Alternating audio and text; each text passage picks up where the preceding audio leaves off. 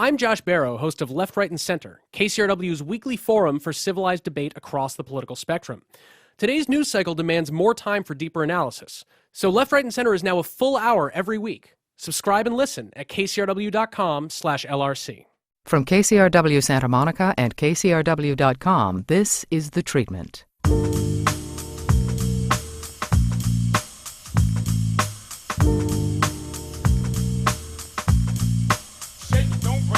Welcome to The Treatment. I'm Elvis Mitchell. Leonardo DiCaprio's played more downward spiral real-life figures than anybody I can think of, from Frank in Catch Me If You Can to Jim Carroll in The Basketball Diaries to Howard Hughes in The Aviator in his newest film. He is Jordan Belfort in The Wolf of Wall Street. Leo, thanks so much for being here. Thank you for having me. I'm glad to do the show. What attracts you to these guys? So, I mean, I think about these, so many of the real-life figures you play, though, have been even Rambeau in Total Eclipse. There are all these guys who are on this path. They kind of can't stop. You know, I think that we're all beholden to a certain time period in our life where we're incredibly affected by art. And I think, you know, when I was 15 years old and I got the opportunity to do This Boy's Life with De Niro, I kind of needed to catch up on all of cinema's history, you know, and I'd done traditionally television to that point. And so my father was very intricate in introducing me to specific films, and of course I became fascinated by, you know, the 70s era, the director's era of making movies, and certainly Scorsese's early work with Taxi Driver, East of Eden was another very influential film. Those were the things that moved me at a very young age. I had a profound reaction to them, and since then, once you catch that bug, it's this addiction of trying to emulate something that good in your lifetime. And I don't think that's ever something that's quenched as an artist. You always compare to the gods before you and you say, well, it's never that good. I can never be that good. So it keeps driving you forward. And I've never, I don't think as an actor, really questioned why I want to play a role.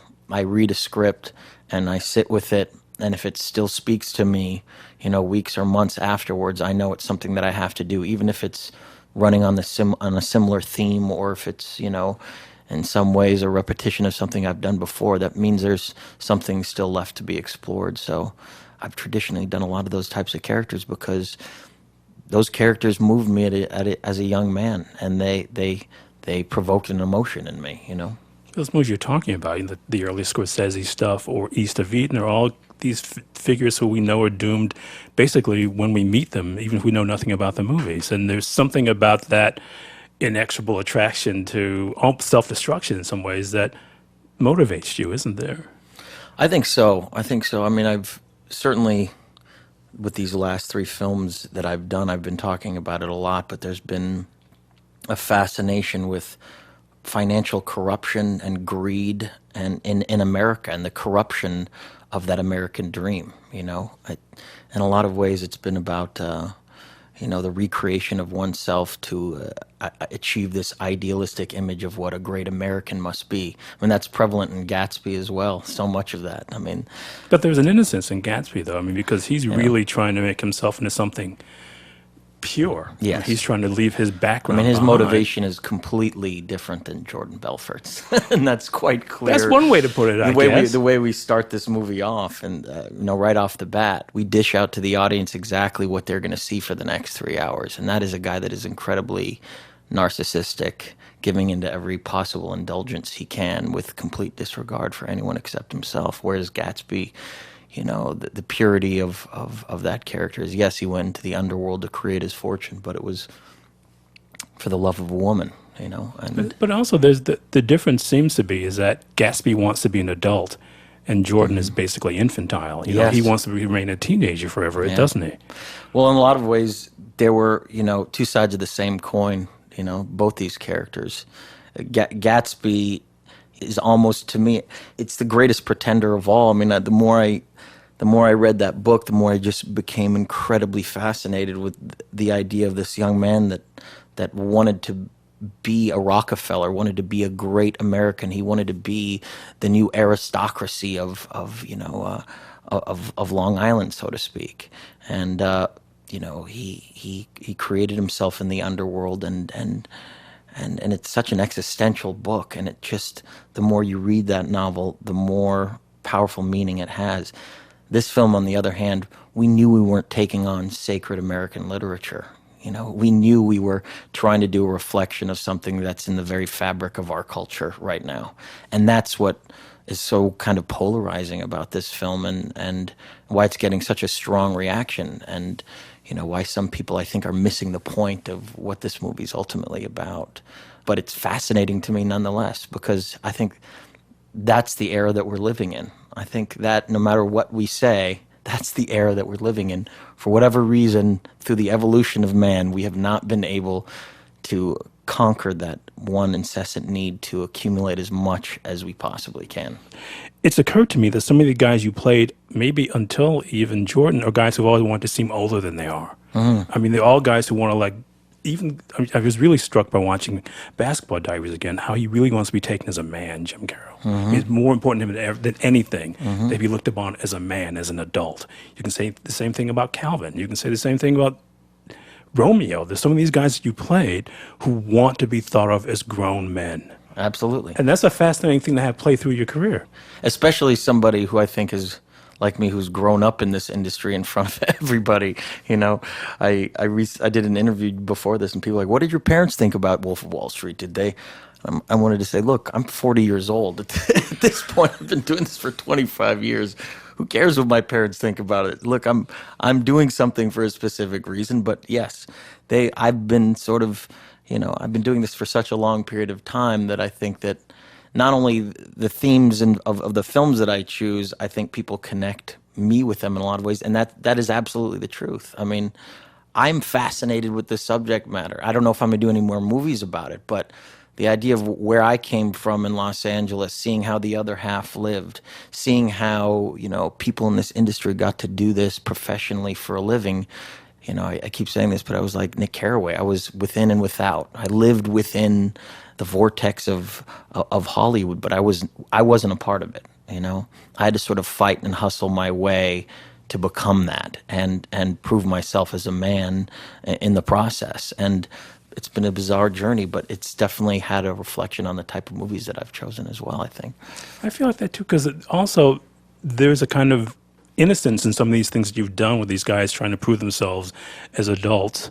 And in the case of Wolf of Wall Street, there's kind of a built-in cynicism to this, where this guy sort of basically sees the system as a way to be played. Yeah, absolutely. Which feels like, to me, the break between these things. You know, there's a line between Gatsby and Jordan. It's that.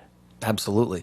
Well, I mean, look, you in these financial institutions and the world that what we've seen since 2008 is these loopholes, and it's almost like a breeding ground for bacteria. You attract a certain type of person that's going to find loopholes within the system to take advantage of others. Breeding ground for bacteria.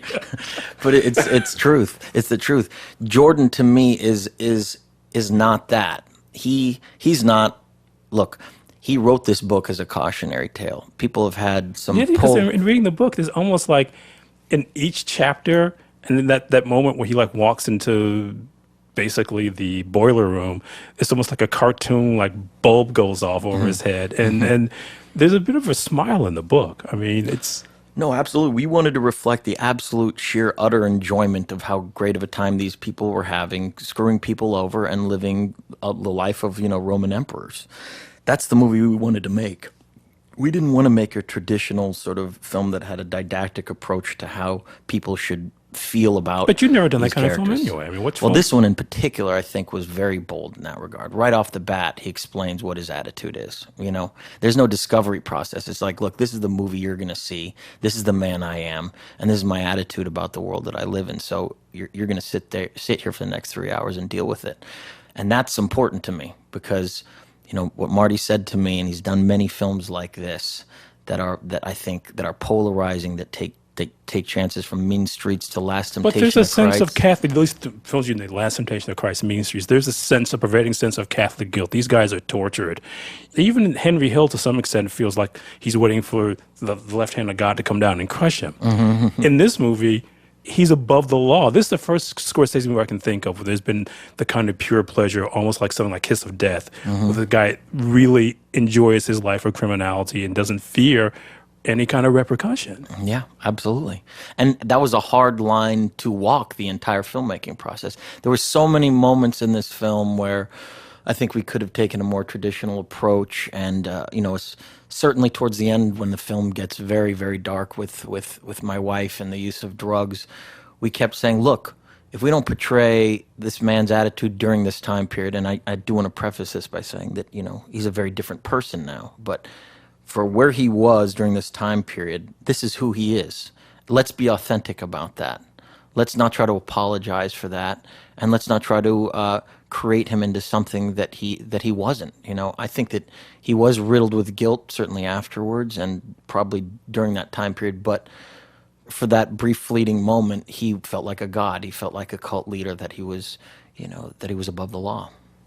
Well, yeah, that's for me also. This is the difference between this and so many other films, so many other Scorsese films, the ones you've been mentioning here, is that sense of looking for grace. I mean, these guys want to be redeemed in some way or another. And for Jordan, the redemption is the pursuit of immediate pleasure. I mean, that's all. That's what redemption is to him. Yeah. Getting everything he wants the moment he wants it.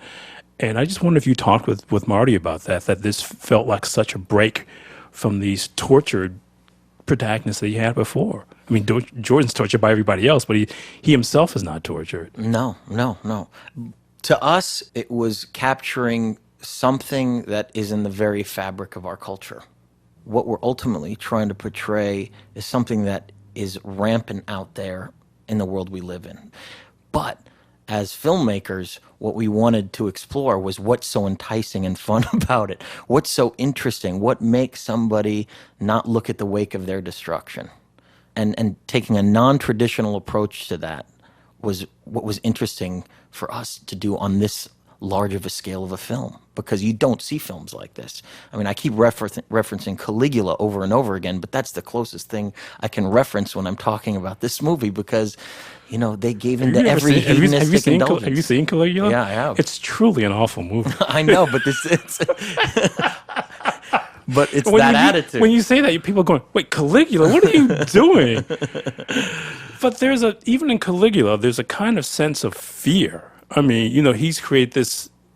This will be the first time in history I've ever had to go into some depth about Caligula. So let me thank you for that in advance.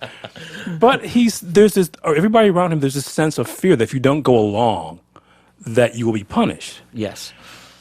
But Jordan sees himself as a superhero when he gives that speech and he talks himself out of quitting. Mm-hmm. I mean, that to me is the moment in the film that really sort of encapsulates what he is, because it's both Me too. a hedonistic moment and a completely narcissistic moment. Absolutely. And it wasn't really until I got up on that stage that I realized what he must have felt like. Because I'd been thinking about those speeches for probably 6 or 7 years. I mean, that was part of the reason why I wanted to do this movie. I mean, there were some of the most. Terry Winter wrote these incredible monologues. You're talking about Terrence Winter, who wrote the screenplay. Wrote the screenplay. Wrote these incredible monologues that were like these Braveheart war cries. They were like out of Gladiator or something like that, but they were completely twisted. They were to reinforce in those people that were listening to him to go out there and screw as many people over as possible and do what is right for you, and that the almighty dollar is king, and that makes you a better person. And they were completely surreal and twisted. So I'd been thinking about how to do these for such a long period of time, but it wasn't really till I was on that stage that I kind of felt, the bizarre world that Jordan was living in, where he was almost like a cult leader. And even though these extras were like cheering for me after everything that I said, and I knew it was, because they had to do it, and we were there for 3 days doing these speeches, I felt like a rock star. I felt like somebody that was a huge, influencer, and that energy of having these people follow me in this twisted way became the character ultimately. And that's when I felt closest to what he must have felt like during that time period than anything I did in the movie. We have to take a break. I'll think more about Caligula and be back with Leonardo DiCaprio. We can drop Caligula if you want. No, I'm hooked. We'll take a break. Stay tuned.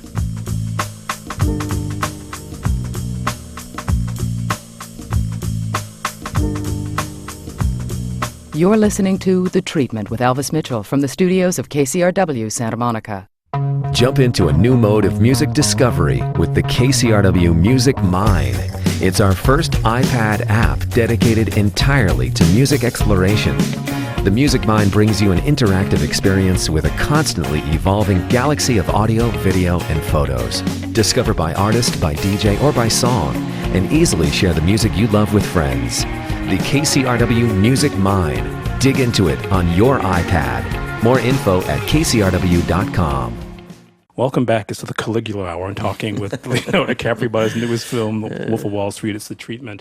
But as you were talking about that speech, I guess what I thought about is, and this is a rarity for you too, this is the first time you played a guy who's not really a loner. Mm-hmm. I mean, some of these guys you played in these movies you've done, these guys who are, it feels almost like temperamentally incapable of having people around them. Mm-hmm. And I wonder if one of the things that attracted you to this is a guy who really wants to build a family around him, who wants to feel like he's, again, in some ways it goes back to this thing I've seen in your movies where these people want to be an adult. Yeah. And his exercise of adulthood is trying to take care of people. Yeah.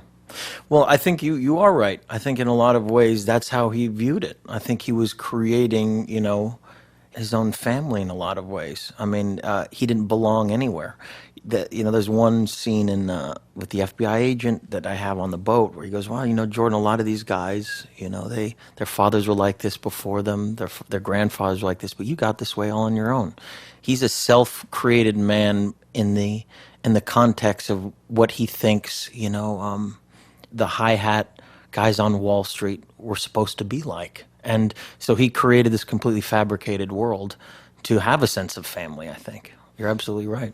But he fits to that Scorsese thing, and you think so many of these characters, I mean, King of Comedy or Taxi Driver or Mean Streets, or even to some extent in Shutter Island, these guys who are kind of self-mythologizing. Mm-hmm. They kind of build these narratives around themselves. Mm-hmm. And it gives a reason to sort of eschew conventional three-act narrative and just make these guys who are creating stories as they live their lives. Mm-hmm. And I just wonder if that's something that ends up being maybe subliminal or conscious. I don't know, but that idea is very conscious. I mean, really, I've done 4 films with Marty before this. The Aviator having been one of the films that took 8 years to make that I pushed him to make, and I'm so proud that he ended up doing. But I think that with this film, it was inherently a New York story as well.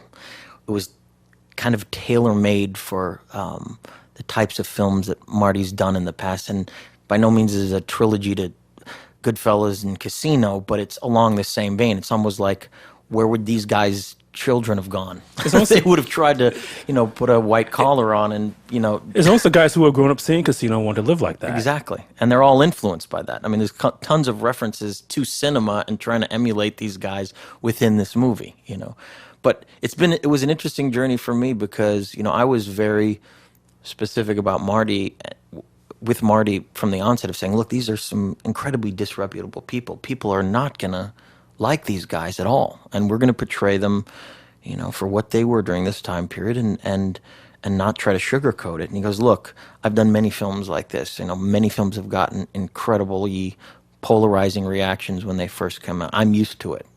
But, he goes, there's an importance to making movies like this. And I'm not going to judge who these people are. And I think that's the difference in Marty's approach in making movies. He doesn't look at himself as better than them. He doesn't try to, ultimately take these guys down a notch. He wants to understand the very sort of darker side of human nature and why we're attracted to these things and show it in all its glory. And he says, as long as you don't try to give them some false sense of sympathy or empathy or tack on some crappy didactic reasoning for their actions, you are saying something about the culture and the world that we live in and therefore human nature. And that's why it's important to do stuff like this. And that resonated with me. And I think that's a pretty damn good theme for making movies in general. It's a powerful one. And why his films, to me, just as an audience member, have had longevity. They're not a product specifically of their time. These films explore something about who we are, the darker nature of who we are, and they live on for decades. His films, I watch when one of his films comes on, I can't turn it off. Which one resonates the most for you? Which one do you? By far and away, I think Taxi Driver for me. It's Which again is another self-mythologizing guy who's writing a diary, who's not a conventional hero. All these things we're talking about. I'm completely obsessed by that movie. I mean, to me, it is just about the greatest independent film anyone could ever make. It took incredible chances. It was about a specific time period in New York, that I kind of remember, a very seedy New York, pre-Giuliani, where was shady. Stuff that I remember still, being 39 years old when I first went to New York. But the idea of a protagonist that betrays you, it was so powerful to me at 15 years old. I was just rocked. I identified with this guy's loneliness. I understood him. You saw when you were 15 for the first time? Yeah, when he took her to the porno, when he took her to the Sybil Shepherd to the porno theater. To the porno theater. Because he doesn't understand. I was sitting there, what's that? I don't know if the word is schadenfreude or whatever. No, that's a different word, but there's a German word that we don't have in English, and it's about feeling, embarrassed for somebody else. And he did that in King of Comedy too, when Jerry Lewis takes her. He takes Jerry Lewis, his date to Jerry Lewis's house, and he's like, "What are you doing here?" I've never felt that in a movie before. And in Taxi Driver, the idea that this character that I was so closely understood, betrayed me, and he's all of a sudden, pulling a homemade, execution device out of his arm to kill a senator, and he shaved his head. You're like, wait, who was I watching this whole time? To me, it's so incredibly powerful because it does what cinema can do unlike any other art form, and that is immerse you in somebody else's mindset as a voyeur, as an audience member, and be submerged in that reality so completely that the rest of the world washes away and you no longer have an identity. And that's what that film did to me. Because I've often thought that the real definition of great acting is the actor who can pull you into whatever psychological state he's feeling at the moment, no matter what you're experiencing. And what you're talking about is that. And your career has been really been this thing of doing that. And when you got started in the 90s, you basically throughout your career, have made movies that have flown in the face of what the conventional wisdom is, of offering heroism, of sort of trying to pay things off. And as you're talking about Taxi Driver, there's an obvious sort of emulation of that, of finding these heroes who do betray the audience. I think it's the unreliable protagonist. Look, coming from the world of nothing, so to speak, and kind of hustling my way into becoming an actor, and then getting this, what you have to understand is, like, I came from the world of, competing with every other young actor out there, and then boom, there's this one role that was, the Maltese Falcon of roles to have for a teenager, and that was This Boy's Life, starring role with Robert De Niro. It's like, there was nothing bigger, and there was this huge sort of storm of competition to get this role, and I got it. And from that point on, I said, I have hit the lottery. And if I don't, I'm not going to go spend all my goddamn money out on a brand new Porsche and a beautiful house and be broke next week. I'm going to hold on to this and let this ride. And since then, it's been this attitude of, honestly, if I screw up this opportunity that I had when I was 15, I'm like doing a disservice to myself. I want to try to do something.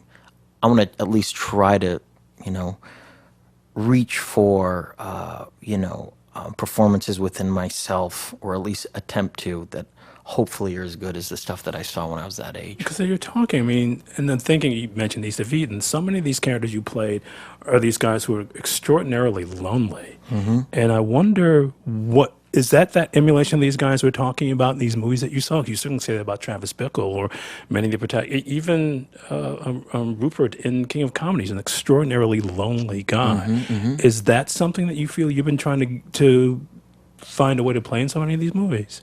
I think so. I think that, I talk about a lot about where I grew up, and then the fact that I was accepted into this magnet program, this great school at UES, which was a magnet of UCLA, and it was kind of an experimentational elementary school. And I lived, on the east side. I lived close to Silver Lake, and I was chosen, for a scholarship with 3 other kids, and I was one of them chosen, and I got to go see how the other half lived.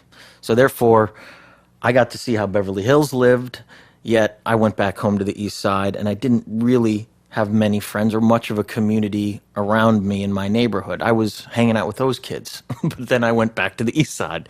You know what I mean? So so much of that the identification of seeing those films, I identified with that loneliness. I think that loneliness was something that I immediately gravitated towards when I watched those movies. It struck a huge chord in me. What I really, you're talking about this kind of sort of trio of the American dream rotting from the inside. And it really, if you're talking about that sort of invention of yourself as landed gentry and having servants, I mean, it really begins with Django Unchained. Yeah. And I got to think that's a big part of the reason you want to do that movie too, just to expose. And I think it's interesting that, you know, in that movie, Sam Jackson's, I mean, I think that's the most original character that Quentin's ever written. I mean, the guy who's really a villain and doesn't get it. I agree. And for that to not get the kind of notice it deserved, and also for in performance terms as well, in the way you guys work together, and for Jordan Belfort to be looked at, people somehow thinking the movie is glamorizing or condoning this, must seem like some monumental weirdness, does it not? It does. I mean, then you got to sit back and say, okay, we should never have done, you know, a film about Randolph Hearst and never have done Citizen Kane, and we should have not. I'm not comparing it to those movies at all. I'm just saying, what is our subject matter? Where do we draw the line? Should we just do films about heroes, and should we just do films about Gandhi? I mean, honestly, what is the big? To me, I mean, those are the most influential films that I've ever seen. Those films that explore the darker nature of who we are in a context that isn't judging them. It's exploring human nature. I mean, I've been talking so much about greed. My head is spinning for this film and trying to get people to understand that, yes, this is a cautionary tale, obviously, you know, and there's a great irony to the ending that, you know, most of these people in Wall Street have not suffered the way they should. You know, they didn't pay the price. And of course, in America, we get to reinvent ourselves once again. And these guys have gotten bonuses through the wazoo, and they've destroyed and decimated our economy. I mean, this guy, you know, like I keep saying, Jordan is different now. He's a different person, but he represented during that time something about the attitude of who these people are. But yeah, I mean, with Django Unchained, I mean, you know, what type of films do we want to make here? You know, I mean, if you're not going to do films that, you know, I mean, Sam Jackson said the same thing that Marty said to me on this. You know, to understand, for me to play that character, you know, a white slave owner that you know, deals with human life as currency and is completely obsessed with power and incredibly racist and a product of that time period and his environment. He said the same thing to me that Marty said, you know, because these were two kind of risky films in a lot of ways. He said, look, you know, you can't sugarcoat this stuff. If you don't go the distance, you're doing a disservice. You're not telling the truth. And ultimately, you know, that's not only disservice to the movie, but what we're trying to say here. You know, not that the film is trying to be, you know, expositional about any kind of a message, but if you're not honest about it and your portrayal, then you shouldn't even be doing the movie. Well, that's a sobering note to end on, but we're out of time. Thanks so much for doing this, Leo. Thank you. Great interview. Thank you. My pleasure. My guest is Leonardo DiCaprio, whose new movie is not Caligula. It is The Wolf of Wall Street, directed by Martin Scorsese, our recording engineer at the Four Seasons is Will Bentley. The show is mixed by Melissa Morton. It's edited and produced by Jenny Radelet. I'm not Django. It's The Treatment.